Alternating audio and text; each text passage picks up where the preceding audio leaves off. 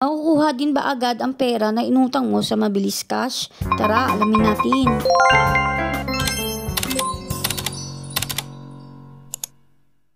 So, nung nakarang araw ay nag-upload ako tungkol dito sa Mabilis Cash. Mabilis nga lang yung application ko dito at na-approve din naman ako agad. As a first timer, ang expected ko talaga na ibibigay nilang credit limit ay nagkakahalaga lamang ng 5,000 or to 10,000. Pero nagulat ako na ang binigay nilang offer sa akin ay 29,900. So, kulang-kulang na rin siyang 30,000. So, dito makikita nyo may nakalagay na discount. Siyempre, unang-una nakita ko is yung discount. Natuwa ako kasi meaning may pa-discount sila. Kung bibilangin ninyo, kung utang kayo ng 29,900, ang magiging monthly nyo ay 3,800. Tapos, ang interest niya kada buwan ay 1,383.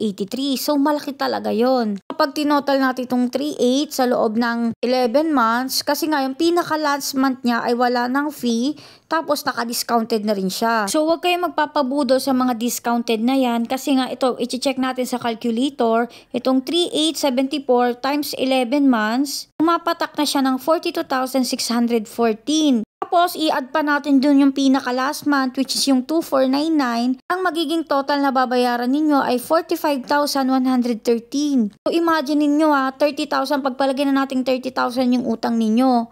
Tapos, tutubo ito ng 15,000. So, malaki talaga siya. Kaya yung sinasabi nila dito na discount is parang pambudo lang siguro yon. Pero sa huli, sira pa rin talaga yung kikita. So, sa huli, nag-decide ako na 5,000 na lang muna yung uutangin ko. Kung makikita ninyo na 647 siya per month, I mean, every 2 months. Kasi, dito sa Mabilis Cash, 2 times kayo magbabayad sa loob ng isang buwan. So, every 14 weeks siya. Kung 12 yung term ninyo, ibig sabihin, sa loob ng 6 months, 2 times kayong magbabayad. Kaya na lang yung naisip kong bayaran ay 8 terms, which is nga 2 times siya kada 8 months. Papatak siya ng 844 monthly at meron siyang interest na 219 per 2 weeks. So, ang next ko naman na ginawa is itong withdraw now. Tapos, kinonfirm ko lang. At ang unang hinihingi is yung kung saan ko ilalagay yung pera or yung disbursement method. Pinili ko dito yung GCash.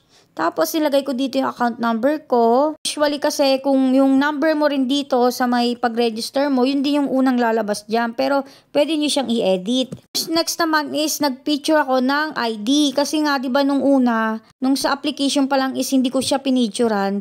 Ngayon, kailangan na siyang picturan. Need natin i-capture yung front tsaka yung back. Tapos, yung next naman is yung loan confirmation, which is, titingnan natin kung okay lang ba sa atin lahat. Makikita nyo dito, 6,533 yung magiging total payment ko. So, ibig sabihin, tumubo ng 1,500 yung 5,000 ko sa loob ng 4 months. Kasi nga, diba, 2 times kada isang buwan. So, pag binilang mo yun sa 4 months, ang magiging total payment ko ay 8. So, ayan, kinonfirm ko na. Tapos, ang nakalagay dito is maaabot pa daw ng 1 working day yung pag-process. Pero dito, nagulat ako. Siguro, inabot yata ng mga 30 minutes to 1 hour yung una kong loan. Pero, hindi talaga siya inabot totally ng 1 working day. Tapos, ito nga, na-receive ko na nga siya sa aking GCash account. So, hindi ko na pinakita. Pero, ito yung order information ko na galing sa may Mabilis Cash. Makikita nyo dito, same lang siyang 844. Pero yung sa pang-8 beses ko magbabayad ay magiging 625 na lang kasi nga naka-discount siya. Kung susuma totalin, lahat ng naging application ko dito or process ko dito sa Mabilis Cash ay totoong mabilis lang talaga. At nakakatuwa talaga kasi nga malaki agad yung binigay nila na credit limit sa akin. Pero sa paggamit ko nito sa unang beses at unang pagkakataon, ay meron talaga siyang bad side na kailangan kong i-share sa inyo.